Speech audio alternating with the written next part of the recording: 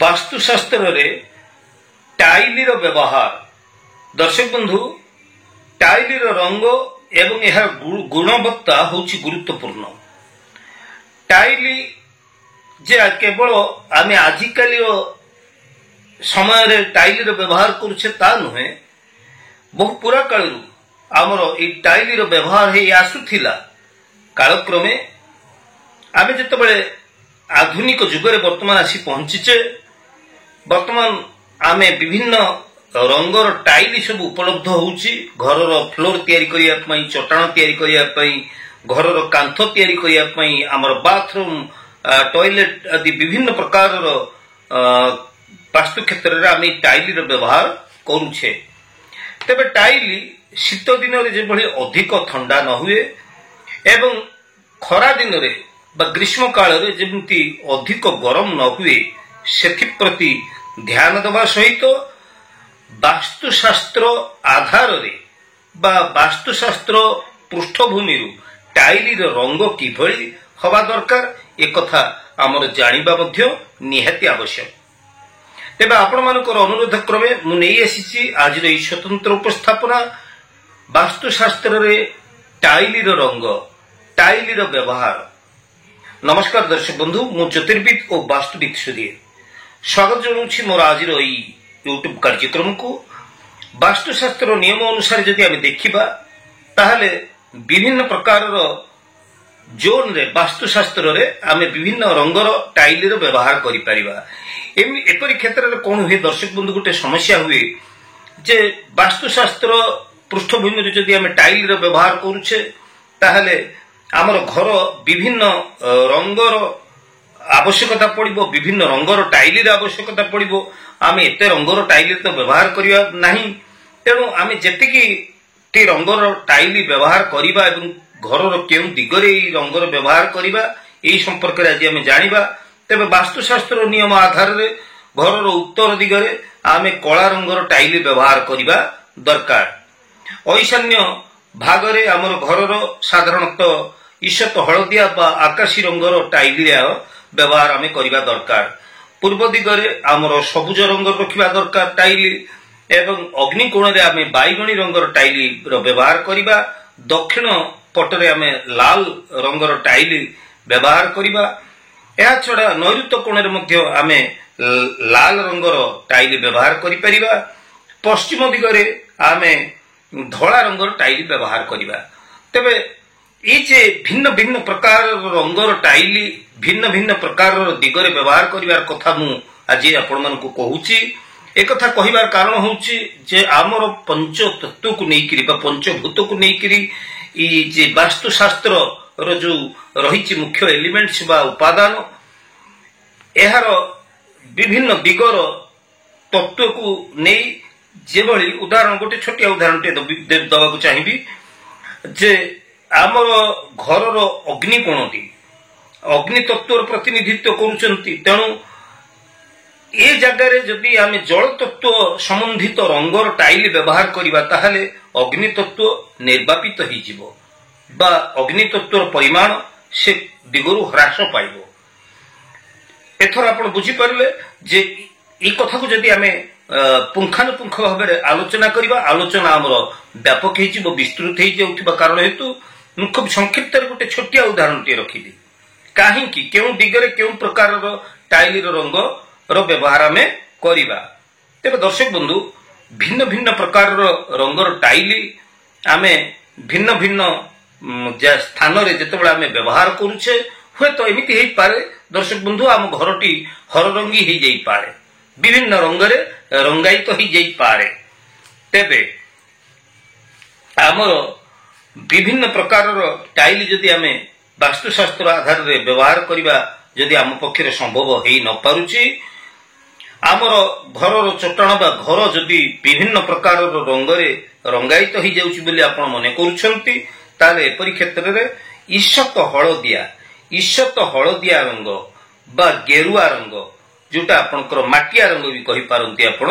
ए प्रकार रंगर टाइली आमे सब क्षेत्र रे व्यवहार करि परिबा। ए टाइली होची सबुठारु भलो। तेबे दर्शक बंधु जदि आपणकर घर टाइल आपण लगे फ्लोर कर फ्लोर जदि कौन से कारण टाइल आपण भंगा रुजा भांगी तुटी जाइए प्रकार टाइल को बाहर कर नुआ टाइल बिछाई देवा दरकार एवं जिते बड़े भी आम टाइल सिलेक्शन करुचे चयन करुचे से टाइल रंग सर्वदा हालुका हवा दरकार गाढ़ रंगर टाइल व्यवहार केबे भी करंतु नाही दर्शक बंधु तेबे बेले बेले देखा जाए आमर मेजियाटी तैयारी कर सारिबा परे मने करे जाओ आमर डाइनिंग हॉल टी अछि डाइनिंग हॉल रे आमे टाइल पकई सारिबा परे आमे कोन करू ना गोटे बॉर्डर पई आमे डीप रंगर गाढ़ा रंगर कला किंबा लाल भली पट्टी भली आमे चारि पाखरे टाइल रो व्यवहार करिथाउ तेबे ए प्रकार रो जो डीप कलर रो जो बॉर्डर लाइन आमे आंकी दे टाइल रे यहा ठीक नुहे दर्शक बंधु आमर ए बॉर्डर आमे रखी परिबा मु बॉर्डर रखिया को मना करूनी किंतु ए बॉर्डर गुड़िक ईश्वत जिते हल्का रंग हेई परिबो सेथि प्रति मध्य आमे जत्नवान हवा निहाती दरकार तेबे दर्शक बंधु मेजियार चारिपटरे आमे जो बॉर्डर करूचे यहाकू अति हालुका रंगर बॉर्डर आमे करि परिबा तेबे किचन रूम रे आमे धोला लाल रंगर टाइली रो व्यवहार करि परिबा आमर किचन रूम रो जो स्लैब रहुची से स्लैब रे आमे ईशत सबुज रंग रो जदि व्यवहार करबा ताले बहुत भलो तेबे लाल नारंगी एवं गोलापी रंगर टाइली मध्य आमे किचन रूम रे व्यवहार करि परिबा से भली बाथरूम कथा जदि आपन को मन को आसुची बाथरूम रे आमे गाढ़ा सबुज रंग केबे हेले करिबा नाही बाथरूम रे स्नानागार एटा एठी आमे केबे हेले कला रंगर टाइल रे व्यवहार करिबा नाही दर्शक बंधु एठी आमे ईशत धूसर रंग धला रंगर व्यवहार आमे करि परिबा एवं आमे आकाशी रंगर व्यवहार मध्य ए क्षेत्र रे करि परिबा ईशत सबुज एकदम हल्का सबुज रंगर व्यवहार मध्य आमे करि परिबा तेबे दर्शक बंधु बेडरूम पई आमे जो टाइल रे व्यवहार करूचे यह ईशत धला एवं हळदी मिश्रित जोटा मु आपनको गोल्डन कलर बोली कहूची बा आपणकर माटिया रंग बोली कहूची ए प्रकार रो धला बा ईशत हळदी मिश्रित धला रंगर व्यवहार करिबा सबुठु भलो टॉयलेट पई आमे जो शौचालय पे आमे जो टाइल व्यवहार करूचे ताहा धला रंगर हवा दरकार सबुज हालुका सबुज रंग बा नील रंग हेले भलो तेबे पूजा रूम रे आमे जो टाइल रे व्यवहार करूचे ताहा ईशत हळदिया गोल्डन कलर हवा दरकार कारण आमर साधारणतः पूजा घर गुड़िक घर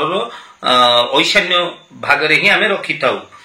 तेणु ईशत ब्लू रंग मध्य आमे व्यवहार करि परिबा पूजा घरे आमर आ ईशत ब्लू रंगर व्यवहार कले जो माने पूजा घरे मेडिटेशन करूचंती ध्यान करूचंती सेमानकर एकाग्रता वृद्धि हेता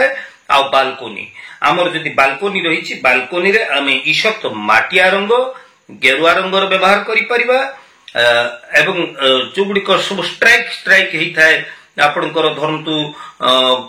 रहिछि गोटे लाल ता पाखकु ईशत आपणकर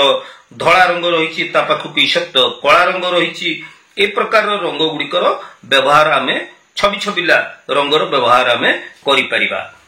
तेबे दर्शक बंधु मोर वीडियो विस्तृत हो जाउथिबा कारण हेतु खूब संक्षिप्त रे मु आज आपण मन पई तथ्य रखिली जे हमर घरे आमे केउ प्रकार रो टाइली रो व्यवहार करि परिबा हमर घर रो मेजिया घरटी निर्माण सरिबा परे मेजिया रे हमर केउ प्रकार रो टाइली व्यवहार करिबा हमर बेडरूम रे पूजा घरे किचन रे टॉयलेट रे बालकोनी रे डाइनिंग हॉल रे केउ प्रकार रो सबु टाइली रंगर व्यवहार आमे करि परिबा ता छडा विभिन्न वास्तुशास्त्र रो विभिन्न दिग अनुसार आमे केउ केउ प्रकार रो रंगर टाइली व्यवहार करि परिबा ए संपर्क रे मु तथ्य रखिली ତେବେ ଯେତେବେଳେ ବି ଆପଣ ଘର ନିର୍ମାଣ କରିବାକୁ ଯାଉଛନ୍ତି, ଘରେ ଟାଇଲ ପକେଇବାକୁ ଯାଉଛନ୍ତି, ସେତେବେଳେ ନିଶ୍ଚିତ ଭାବରେ ମୋର ଏହି ଭିଡିଓକୁ ଆଉ ଥରେ ମୂଳରୁ ଶେଷ ପର୍ଯ୍ୟନ୍ତ ଆପଣ ଦେଖନ୍ତୁ। ଭଲ ଭାବରେ ବୁଝିକିରି ଯଦି ଆପଣ ଟାଇଲ ବିଛାନ୍ତି, ଆପଣଙ୍କ ଘରେ ଟାଇଲ ଆପଣ ଲଗାନ୍ତି, ତାହେଲେ ନିଶ୍ଚିତ ଭାବରେ ବାସ୍ତୁଶାସ୍ତ୍ର ପୃଷ୍ଠଭୂମିରୁ ଏହା ଠିକ ହିଁ ରହିବ। ତେବେ ଆପଣ କଣ ଭାବୁଛନ୍ତି? ଆପଣଙ୍କର ସୁଚିନ୍ତିତ ମତାମତ ଅପେକ୍ଷାରେ ଆଜି ତ ସମୟ ହେଇଯାଇଛି ଦର୍ଶକ ବନ୍ଧୁ। ପୁଣି ଆମେ ପରବର୍ତ୍ତୀ ଅଧ୍ୟାୟରେ ଦେଖା ହେବା। ସେ ପର୍ଯ୍ୟନ୍ତ ବିଦାୟ ନେଉଛି ଜ୍ୟୋତିର୍ବିଦ ସୁଧୀର। ଜୟ ଜଗନ୍ନାଥ।